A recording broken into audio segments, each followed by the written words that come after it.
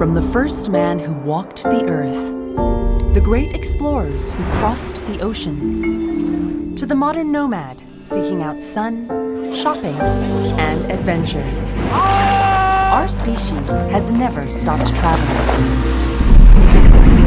There was a time when holidays were sold almost entirely by the man behind an agency desk, until a little blue guidebook came along and swept travelers off the beaten track. You very often hear terms like, this is the Lonely Planet Bible, it's the book. If you wanted to really go out there and have some adventures, Lonely Planet was the brand that was going to take you there. Today, whether we dream of a solo trip to Europe, backpacking across Guatemala, or a staycation to escape the humdrum of everyday life, a different name comes to mind. Airbnb created a new form of travel, and it's a type of travel that now allows everyday people around the world to become hosts and welcome guests into their homes.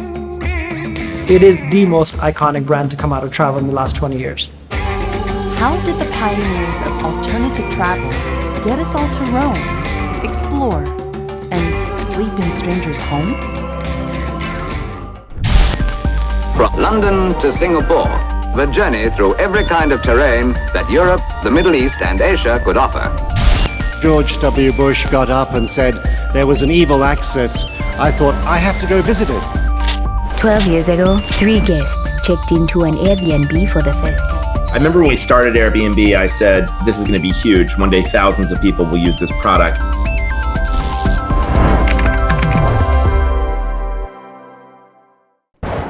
To be precise, travel for pleasure began with the ancient Greeks, who made trips to see the Olympic Games, the Oracle at Delphi, and all the way to the Great Pyramids of Egypt. During the Renaissance in Europe, it became fashionable for young aristocrats to visit the great masterpieces of the classical era as part of their education. This was known as the Grand Tour, and was when the word tourist, itineraries, and souvenirs came to exist. The Industrial Revolution in the 18th century made travel affordable to the middle classes. In 1842, a businessman by the name of Thomas Cook from Leicester, England, had a clever idea of organizing a guided tour, escorting 500 people on a train trip to Loughborough, just 11 miles down the road. 6 years later, Cook was selling tours in Europe. Later, he shipped travelers as far as Japan, India, and the United States, and by the 1880s, established offices all across India, Sri Lanka, and Mauritius. In the 1960s and 70s, with free love coursing through the air, hippies began to travel overland on a route that had plenty of mystique and was as far away from the evil, capitalist West as possible. Starting from Europe, it runs through Turkey, Iran, Afghanistan, Pakistan, Nepal, and India. This would later be known as the Hippie Trail. And the European capital of free love, London, was a natural starting point. I've told this story too many times.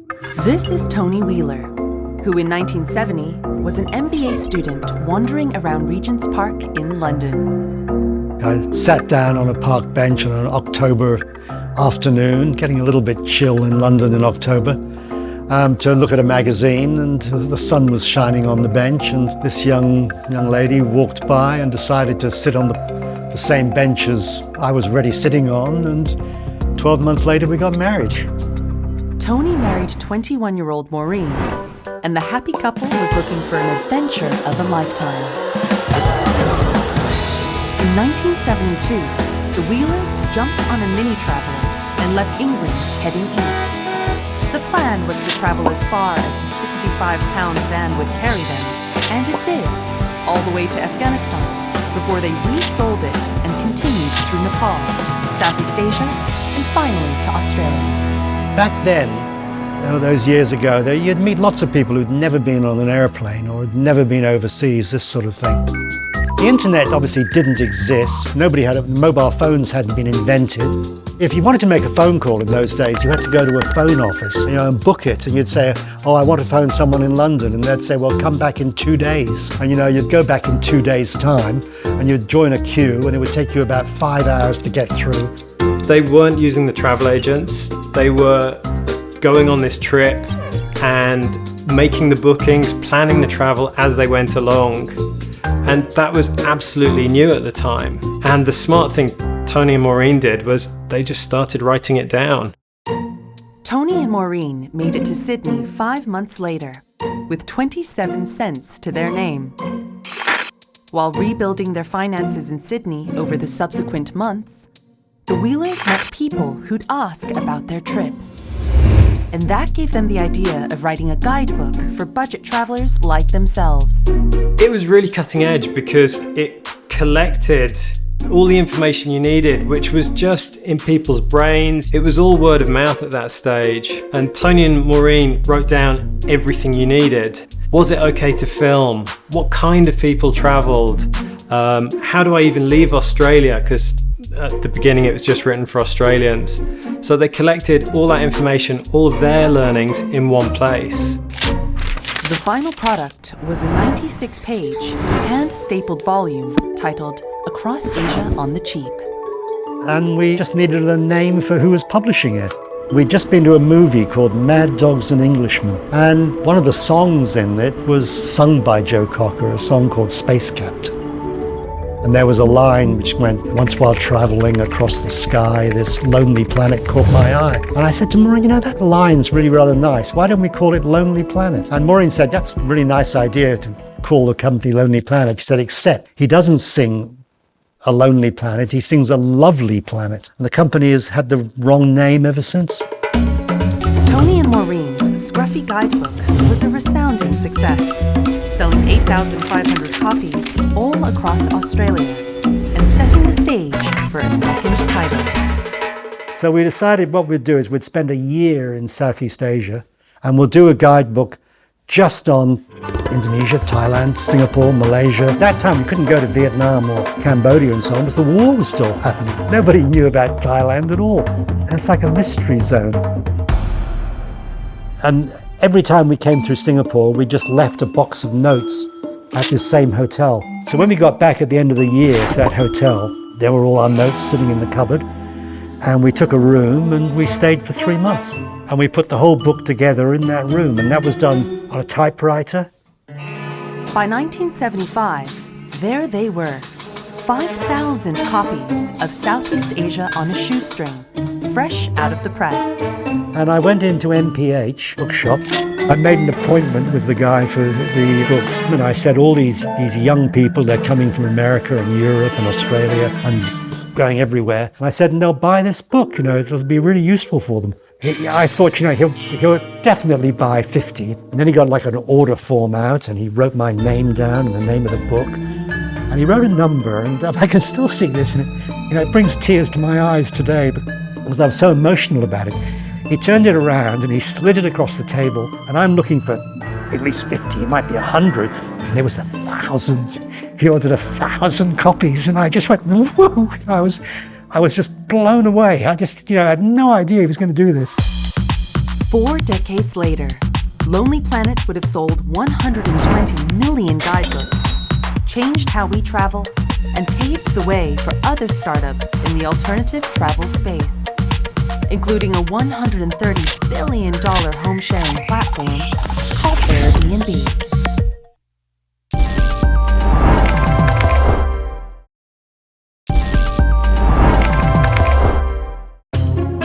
Around 627 CE, a Chinese monk by the name of Xuanzang began a pilgrimage that took him along the Silk Route through what is today's Uzbekistan, Nepal, Bangladesh, and India.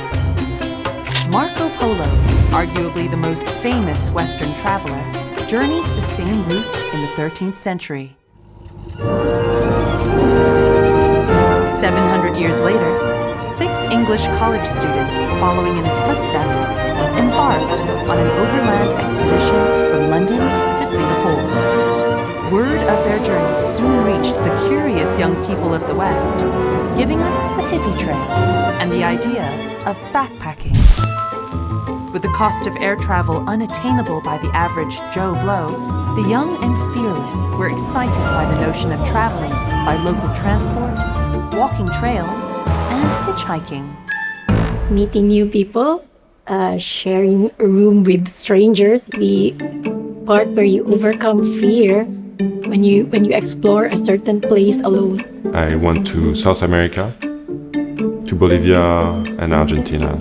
Crazy experience, like going to cities without knowing where you're gonna live, where you're gonna sleep, where you're gonna eat. You're living on the edge. During my time, you don't have like a glimpse or a peek of the places you're going to. I usually keep my passport very secured, and of course get extra money, put some US money. Yes, I do that. Buy that thing like you can strap your money inside your body and then put your shirt on. Putting my cash in my socks or underwear. So unluckily for those who will try to steal my money, it was my underwear or socks. 1975, a tiny travel publishing company known as Lonely Planet has just published its second guidebook to Asia, a part of the world yet unknown to Western travelers. Oh, here it is, Southeast Asia on a shoestring. Hasn't got a yellow cover anymore, which it had for so long. Yeah, there is a book without my name on it. There are stories there anyway, that's all it needs. Our first books, a lot of them were pretty scruffy, but they were the only thing out there. If there was nothing else available, then you had the best book. And then before you knew it, the publishers in New York and London woke up and thought, oh, Thailand. Someone should do a guidebook to Thailand. Oh, somebody already has done a guidebook to Thailand. It was, we were ahead of the curve. Encouraged by the success of both books, the Wheelers followed with guides to Nepal, Africa, New Zealand, and New Guinea. The money made from one book paid for the next, and the business grew bit by bit. But despite having published a dozen successful travel guides by the end of the 70s, the financial future of Lonely Planet remained uncertain. It was all hand to mouth. But as soon as you've got people working for you, Friday you've got to pay them. And God, Maureen and I, we had so many sleepless nights. We had this bank card, and we used to go out with friends from universities and we'd go to some restaurant. At the end of the meal, the bill would come and everybody would all put in their $10 or $20 and we'd just take all the money and give our bank card in. And you didn't have to pay the bank card to the end of the month. We financed the business, the money coming back to our pocket and then paying that bank card did a lot of financing of Lonely Planet. The turning point came in 1979 when the couple decided to write a guidebook for India. With someone managing the office, Tony, Maureen, and 2 other writers could get away for 6 months with $1,000 each for expenses. We'd sort of bet the shop on that book. We'd put a lot of money into something we could barely afford, and it paid off. The resulting India guidebook was 3 times as big, 3 times as expensive, and sold 3 times as many copies as previous titles. Lonely Planet is one of the many iconic travel guides that came during the 60s and 70s, particularly 70s. Rafat Ali is the founder of the travel industry news website, Skift. Its rise was driven by a few factors. Post-World War II boom that led to a rise of baby boomers that had a lot of money, that had disposable income. The airport bus is already bringing passengers for Flight 801. So one of the other factors that obviously helped a lot is the air travel prices coming down. The deregulation happened in the US and European skies also opened up. So the cost of international travel came down quite a bit. Obviously, the Vietnam War happened that made people aware of their lives outside of their own Western bubbles. Terms like the hippie trail or the gringo trail, gringo being the Spanish word for white people, traveling through these relatively cheap lands for the first time became a real thing.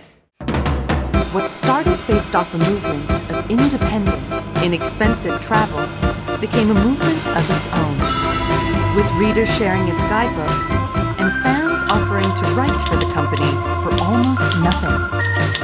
One of those fans was Piers Pickard, who today heads the company's publishing business. think this is a 1992 edition of Africa on a Shoestring. I remember leaving school, buying this book. I used to read this book religiously and plan all the places I could go, all the things I could do. Lonely Planet offices popped up around the world, and an army of writers, researchers, photographers, and cartographers were unleashed to explore every possible country. A lot of people think being a guidebook writer is like being paid to go on holiday, and I've shadowed our writers in different places around the world, and it is far from that. They need to be very, very organised. And once they are in that region, really the clock's ticking and the race is on. Our guidebook writers work incredibly long days because in the morning they need to be finding great places for breakfast. At night they need to be checking out bars and nightclubs, and the whole day in between. A lot of what they do is figuring out logistics. So how do I get from A to B? And equally getting the lowdown on hotels, restaurants, sites. It's not just sitting back and having the fun bits of travel, it's really sweating the detail of what does this cost? Okay, well, what does it cost if it's two of us? You know, do you do a family ticket? What if there's AC? Every little combination, and yeah, sweating every little detail. As more countries opened their doors to tourists, so did more books get published. In 1984, Lonely Planet's China, a travel survival kit, made the rounds. In 1991, the first edition of USSR was published just as the Soviet Union collapsed. Books like Yemen, Mongolia, Iran, or Ethiopia cemented Lonely Planet's reputation as the sort of travel publisher who would bravely set forth where nobody else dared. One of the things that Lonely Planet did really well was it had a very strong brand from early on. And you have a few companies like this where the company's branding and the customer perception is so tightly bound with who the founders are. And I think even still that in this sort of broader economy of different kinds of content businesses, that nobody can buy Lonely Planet's opinion. And that's sort of what they stand for, right? This independent kind of opinion on how to travel. 3 decades after the Wheelers wrote their first book, travel has become a very different scene. In 2004, Facebook made its debut. Google Maps took atlases online the year after, and double-decker Airbus A380s took to the skies. Independent travel has now become the norm rather than the exception for tech-savvy millennials, who are more willing than ever to spend on authentic experiences. And so in 2007, 2 unemployed designers in San Francisco would too come up with an untested business idea. Joe Gebbia and Brian Chesky had just quit their jobs and needed some income to make rent. They also knew that a big design conference was coming to San Francisco, and it was making hotels hard to come by. Being the very creative characters that they are, they decided to list their space as a place where people attending the conference could stay, because hotel capacity was very, very high at that time. And so what they did was they put down some airbeds on the ground. They provided breakfast to their guests. Overnight, Joe and Brian created airbedandbreakfast.com and drummed up business as tour guides at the conference. Within hours, a man from India, a woman from Boston, and a man from Utah had booked into their loft for $80 each. They took quite a lot of video footage from that first weekend, and in that you can see that they formed a really deep connection with their 3 guests. After their successful first night as hosts, they began receiving emails from people around the world asking when the site would be available for destinations like Buenos Aires, London, and Japan. Thinking they could really be onto something, Joe and Brian joined hands with their old roommate, Nathan Bojerse, who had a solid tech background, to turn their idea into a full-fledged business. Their home-sharing idea would eventually make converts out of hundreds of thousands of users, like Paran Mehta, Airbnb's APAC managing director. So in 2012, I actually listed my property in London on Airbnb during the London Olympics. And I disappeared for 3 months so I could pay my mortgage off. But at first, their idea was everything but popular. When Brian, Joe, and Nathan went back on the market for the second time, they were not recognized by anyone. They tried their luck again at South by Southwest, but only had 6 listings and 2 customers. One of them was Brian himself. Not everybody saw the potential in the idea. And for example, Fred Wilson at Union Square Ventures is a very high-profile investor who admitted, many years later that they didn't quite see it. But I think that, what was really impressive was the fact that these founders were able to bootstrap themselves. And this was how they did it. At the 2008 Democratic National Convention in Denver, the trio launched their Air Bed and Breakfast idea again. When the site wasn't making money, they ended up designing and selling cereal boxes with political designs. And you deserve a government that represents the same enduring values that you live out in your own lives. Each one came with a limited edition number, information about the company, and sold for $40 a box. This bootstrapped marketing strategy netted them $30,000 to put towards the company and caught the attention of one of the world's most influential VCs, Paul Graham. Graham invited Airbnb to join a prestigious startup accelerator known as Y Combinator, which doles out cash and training in exchange for a small slice of the company. When Airbnb first launched, the founders were launching a brand new category, and there obviously wasn't a playbook for them to copy. And so one of the great pieces of advice they got at the beginning from Paul Graham from Y Combinator was to do things that don't scale. As it turned out, users weren't doing a great job of presenting their listings. One of the important pain points that the founders found the hosts had was not being able to adequately show what they were offering. And so one of the things the founders decided to do was they went door to door and met all their hosts and offered to take photography of each of the people's homes. The concept was very new to many people. So if you went to a person in the street and said, hey, why don't you let strangers stay in your home? It felt like quite an alien concept. And so on the trust side, any guest or any host can see reviews on the website before they book a listing or accept a guest. The founders would also take the customer service calls from the hosts so they could get direct feedback every day around what problems the community faced. The photography, the reviews, and the personalized customer service led to 2 to 3 times as many bookings on New York listings. Growth followed in Paris, London, Vancouver, and Miami. Vacation rentals have been around for a long time. Initially used to be these antiquated sites that there was a listing, you had to call somebody, you had to probably pay through check, credit card. Couchsurfing, which was a non-profit, it was just a free site, really pioneered people staying in different people's places. Airbnb came in and used a few things. The larger thing is they cleaned up the whole act, if you will. If I really wanted to stay at an awesome house as I was traveling, and I know that there are lots of people who own these great houses that I would love to stay at. Without Airbnb, how would I actually think about staying at those houses? There are a lot of frictions, right? And I think that this is part of the reason that Airbnb was able to really grow. What they were doing is allowing these transactions to happen and taking the friction out of it. One of the reasons Airbnb gained momentum was also down to fortuitous timing. The collapse of Lehman Brothers set off a wave of panic on Wall Street. In 2008, people were hurting from a financial crisis, with job markets crashing just as quickly as the stock and housing market. Desperate to make extra income, people flooded to the platform when they realized that it worked. In March of 2009, the founders decided to change the company's name to Airbnb, dropping the association with the air mattress.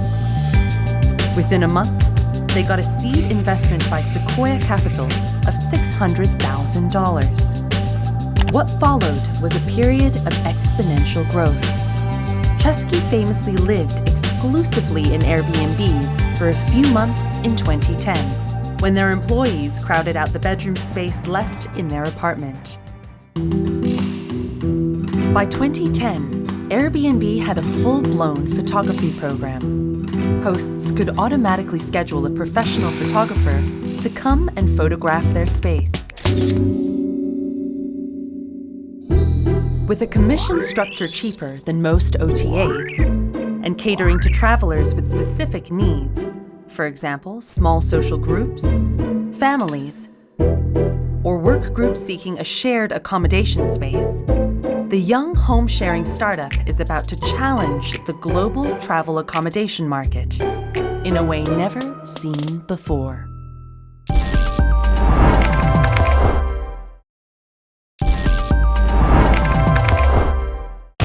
The 1990s, the dawn of e-commerce.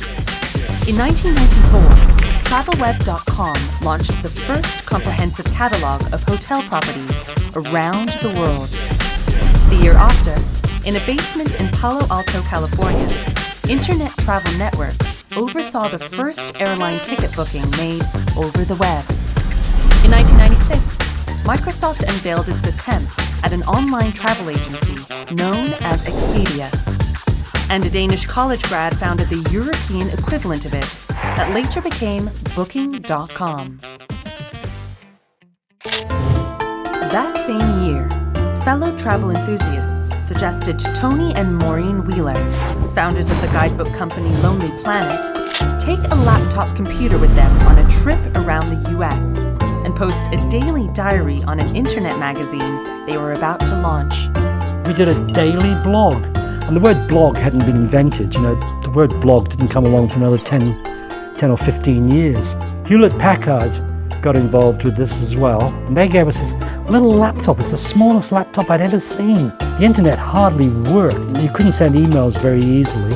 The Wheelers road trip in 1996, I think it had its limitations from a technical perspective, but it was successful enough to make them realise, and I think people within Lonely Planet realise, that investing in online technologies as they were emerging was a sensible thing to do. There's always been a lot of restless energy around Lonely Planet and technology. What can be done? How useful are these things for travellers? And what can we get out to people really quickly? In 1995, the company launched LonelyPlanet.com, one of the earliest consumer-facing travel websites. And soon after, the Thorn Tree Forum, where fellow travellers could meet, share updated information, and buy and sell things. The team that put the first Lonely Planet website together is of a team of really smart people who are driving pretty much the cutting edge of technology, establishing products that they thought could be useful for travellers, getting them out onto the market, trying to make the site as good as it can possibly be, immediately not really in competition with other guidebook publishers, but in competition with other big internet brands. By this time, the Wheelers believed they were not the best people to take the business forward, and a sale to the BBC was negotiated. We were getting older. It wasn't going to be handed on from us to our children. Everything was moving more digital, and if you're not going to be right up at the front edge, you're not going to be anywhere, it seems to me. So we wanted to sell it to somebody who was going to do a good job with it. So the BBC came to us and said, look, why don't we do travel with Lonely Planet? And it sounded great, and we sold it to them, and away you go. The only trouble was the BBC periodically goes through things where the government gets worried about how politicised they are. So instead of jumping into doing things, they sort of pulled back from doing things. In 2013, ownership changed hands again to the US-based NC2 Media. At the same time, the publishing business was facing a monumental challenge, with experts questioning whether the physical guidebook was becoming a thing of the past. 2005 to 2006 was like the peak of travel guide sales worldwide. What happened was obviously the global financial crisis hit in 2008. People stopped traveling. Internet really came into people's lives. And when people started traveling again after that, Google and other sources became the primary source. So Lonely Planet's digital destiny is not unique in the sense that travel media, all of them pretty much missed the digital leap. The problem with internet is volume matters, consistency matters. You can only make a business if somebody comes to your site multiple times a month. Guess what? Most people travel only once, twice, if you're lucky 4 times a year. For me to land on a Lonely Planet website 3 to 4 times a year, aggregated across a big pool of people, competing against everybody else on the web, makes it very hard for any of these publishers to make a consistent business. What did catch on the internet at the time was a different iteration on alternative travel. In 2011, 4 years after their first air mattress idea, Brian, Joe, and Nathan's home-sharing digital startup Airbnb was now present in over 89 countries, with 1 million nights booked on the platform. That year, it won an award for the best breakout mobile app in South by Southwest and became a unicorn startup with a valuation of $1 billion. But on June 22nd, just 3 days after this funding, an Airbnb user's home was ransacked. Other hosts also complained of guests being unruly, throwing unauthorized parties.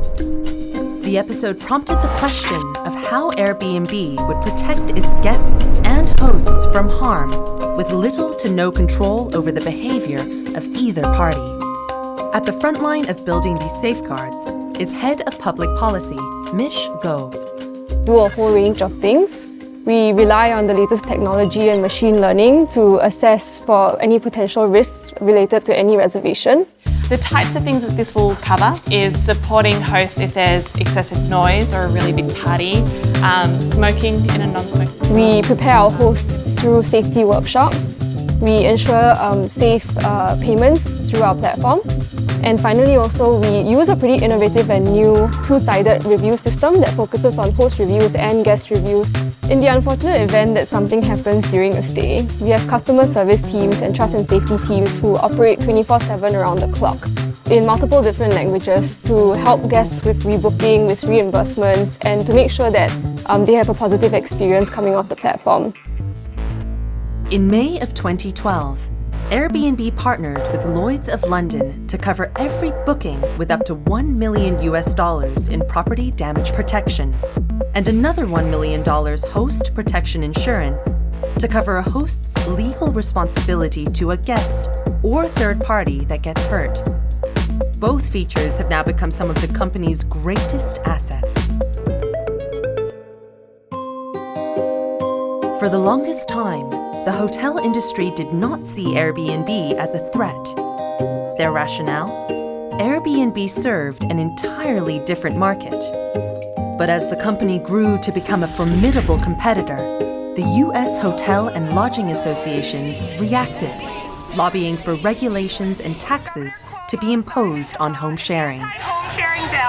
Commercial operators who take thousands of units off the market that should be going to permanent New York residents and turn them into rooms for tourists who are here 1 or 2 nights, that has to end. Unless you regulate these commercial Airbnbs, we're going to continue to lose thousands of units of housing to this industry.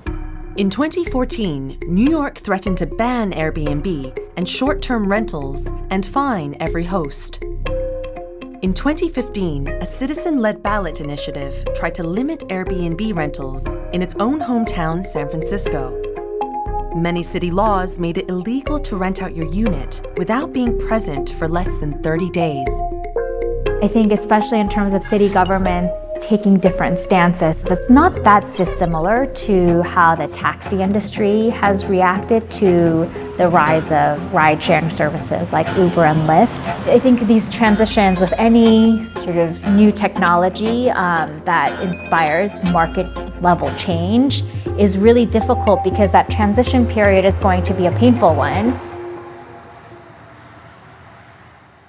In spite of the regulatory headaches, the company tried to act on its Belong Anywhere promise.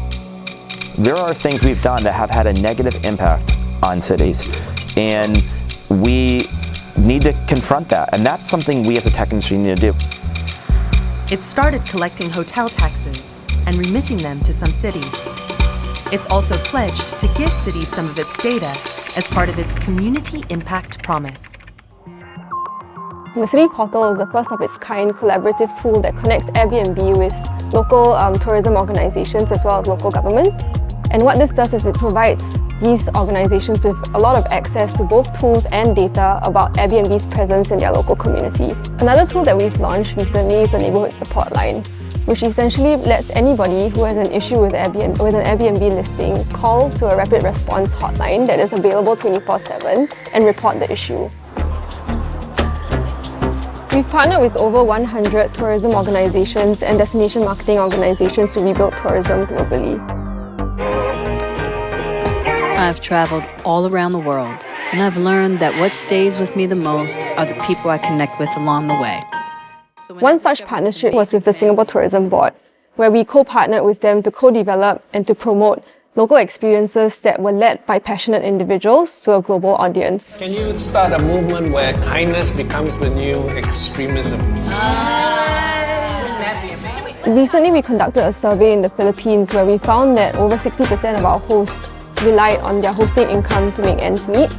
And also, we found that over 1/3 of our hosts shared local recommendations to restaurants, to local businesses, and to local shops with their guests, thereby making sure that the benefits of tourism stayed within local communities. In 2016, Airbnb made up nearly 3% of all traditional hotel demand. Research also revealed that users did not opt to go back to booking hotel rooms after living in an Airbnb once.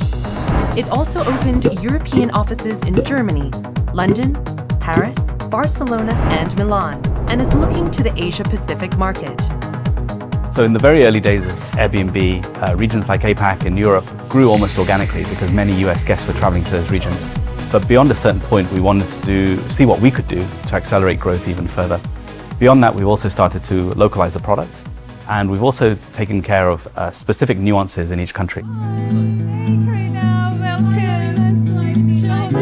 We know that in many cultures across Asia, the guest is known as God in India, or in Japan there's the concept of omotenashi, which is bringing people into a unique type of hospitality. And so a lot of what we've done across Asia is really try to tap in those historical and cultural nuances around hospitality and trying to make it acceptable for hosts to welcome guests into their home. Today, I'm excited to announce that we are introducing Airbnb Plus. These are beautiful homes from exceptional hosts, and every single one of them are verified for quality. Since 2016, Airbnb has been expanding its services, launching Airbnb Plus, a premium tier of homes, experiences, or one-of-a-kind activities hosted by locals, and exotic stays with luxury retreats. As of 2018, its yearly revenue was $3.6 billion, with over 36 offices worldwide. In preparation for an IPO in 2020, it had a total funding of $4.8 billion, raised across 10 funding rounds. In short, the company was riding a wave until COVID-19 hit.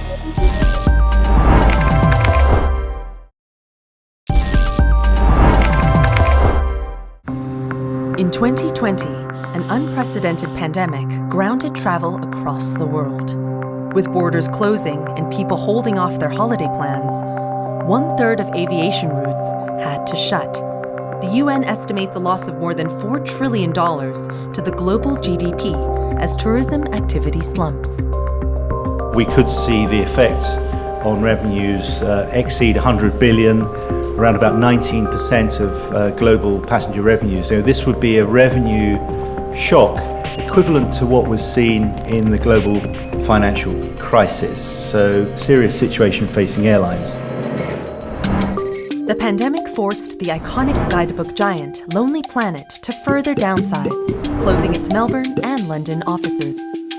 2020 was a really hard year for Lonely Planet. I would say that the business was skirting at surviving, like so many others in the travel space. When there's no travel, when borders shut down, when people are staying in their homes, you know, the usefulness for a business like Lonely Planet greatly diminishes.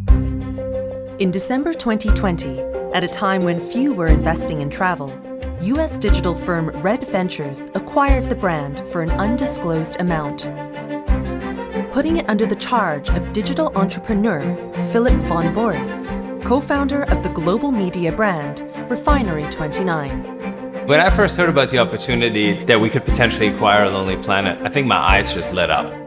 My personal history and affinity for Lonely Planet runs so deep that to imagine myself being in this seat now, reimagining this iconic brand, in this moment of time, it's a dream come true.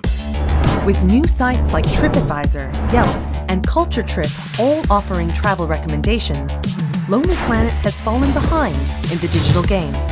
It would be up to its new leadership to find a way to flourish in tough market conditions of a post-pandemic world. We signed ourselves up for a mission of taking Lonely Planet into the digital age. There's great content. We just have to pull it all together in such a way that it's really easy for you to discover all the right information at your fingertips. Hundreds of guidebooks in your back pocket, ready for you to discover the world with. One thing that we're currently pioneering is a partnership in health. We're realizing that COVID has made it so that you navigating the world safely and in a really expert fashion and knowing the rules and regulations from country to country and from place to place is of the most significance when planning your trip. So in this day and age, we have to rise to the occasion to make sure that when you get to Lonely Planet's Thailand page, you know exactly what it takes to enter Thailand. Long term for us in terms of the changing of the business model, we really want to make sure that as you come to Lonely Planet and there's an amazing recommendation for you to book an experience or stay at a hotel, that is also seamless. That there is an easy transition from you seeing something that we recommend that you can trust, with you also being able to book that on the platform. That to us is probably the big part of the long-term vision here. Although social media and the wisdom of the masses have become the prime source for many people's travel information needs, the new Lonely Planet team believes there's still a huge market for trusted guidance and expert advice. There's an amazing amount of information on the internet, but the value of someone going somewhere, doing something, having those experiences, and then telling you about it in a friendly voice, that can't be replaced, and that is what we've been doing since 1973. We've been the traveller who's been there before you, who's experienced it, who's asked all the right questions, met the right people, and they're going to give you that very personal advice. And if you follow their advice, you're going to have surprises, your trip's going to go in strange directions you weren't expecting.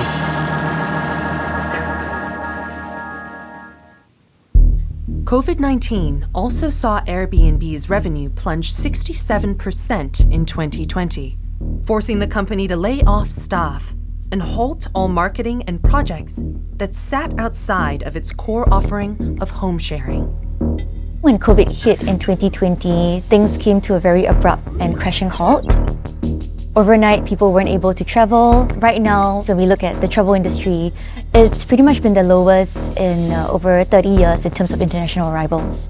So as a company, we've also needed to take a step back and ask ourselves a couple of questions. So firstly, especially in terms of thought leadership and owning travel, what does this actually mean looking forward? And also in terms of travel, what do we actually see this looking like in the next few years and beyond? And thirdly, as a company who wants to lead this narrative, how can we not only stay ahead of the curve, but actually lead this curve? As the promise of a vaccine became reality and the world reopens, Airbnb seemed to have pulled back from the brink. It announced several key initiatives and policies, including $250 million to help hosts impacted by COVID-related cancellations, and a $10 million fund to help hosts pay their mortgages. On the 9th of December 2020, against all odds, Airbnb raised $3.7 billion in its public offering, making it the largest US IPO of the year. To our investors, thank you for believing in us, even when it wasn't always the obvious thing to do. And so now it makes sense that we take Airbnb public so we can share Airbnb with more of the world. And you've been saying, I think, from the start of this pandemic, the travel industry is completely changing.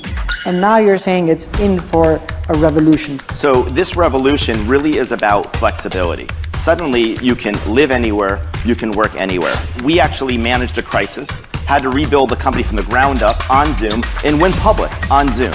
So you can do everything remotely.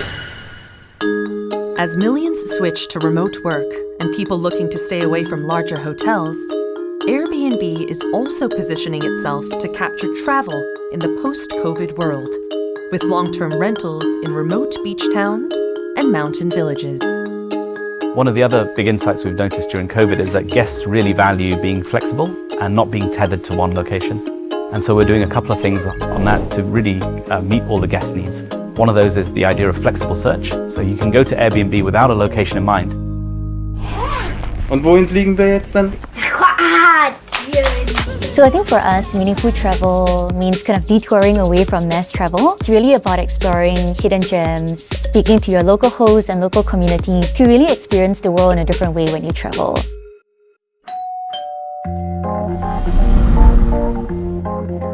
In 2020, Airbnb launched Online Experiences, its fastest growing product ever. In May 2021, it announced its largest makeover with more than 100 new features that promise to streamline the process for guests and hosts. I've heard from many of you around the world. I know how uncertain and challenging it is. But I want to share my optimism with you. Know that it will get better. People want to connect, and so travel is coming back. Yes, travel is changing.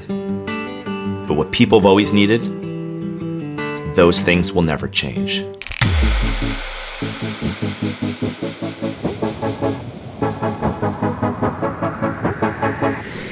A global pandemic the scale of COVID-19 is a once-in-a-generation test for entrepreneurs. But great entrepreneurs don't just thrive in good times. They learn, adapt, and come back fighting in bad ones too.